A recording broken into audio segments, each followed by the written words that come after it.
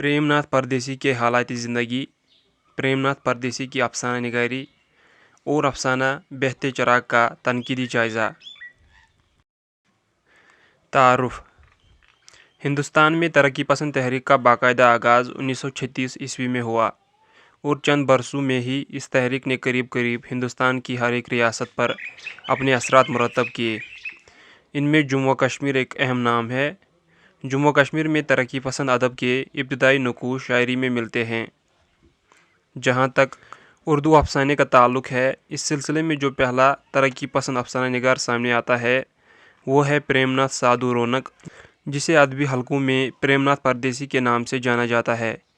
परदेसी को ये शरफ़ हासिल है कि वो पहले कश्मीरी अफसाना निगार है जिसने तरक्की पसंद तहरीक के ज़ेर असर अफसाने तख्लीक़ किए, इसलिए इन्हें कश्मीर का प्रेमचंद भी कहा जाता है। हालात ज़िंदगी।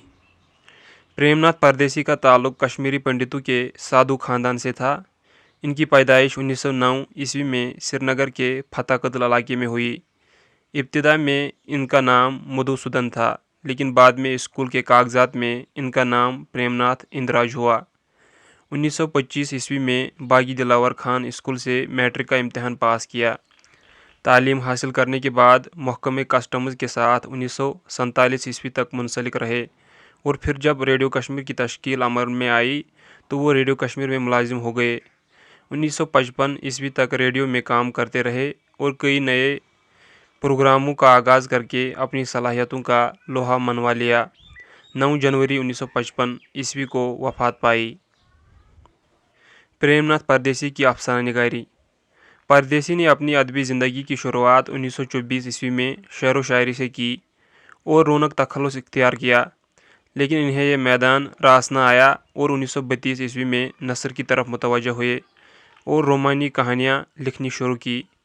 इनके इब्तदाई अफसानवी मजमू शाम व सहर और दुनिया हमारी में इसी नहज की कहानियाँ मिलती हैं।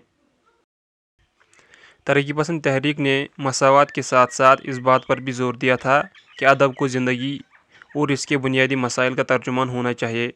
परदेसी भी इससे मुतासिर हुए और रोमान की दुनिया से निकलकर हक़ाइक़ की तरफ माइल हुए।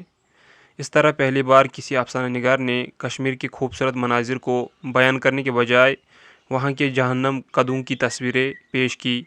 यहाँ के फ़नकारों, कारीगरों, हुनरमंदों, किसानों और इफलास के मारे लाखों लोगों की बदनसीबी की कहानियाँ रकम की, जो सरमायादाराना और जागीरदाराना निज़ाम के इस्तेहसाल के शिकार थे। ये कहानियाँ इनके आखिरी अफसानवी मजमूए बहते चराग 1955 ईस्वी में शामिल हैं, जो इनकी वफ़ात के बाद मंजर आम पर आया।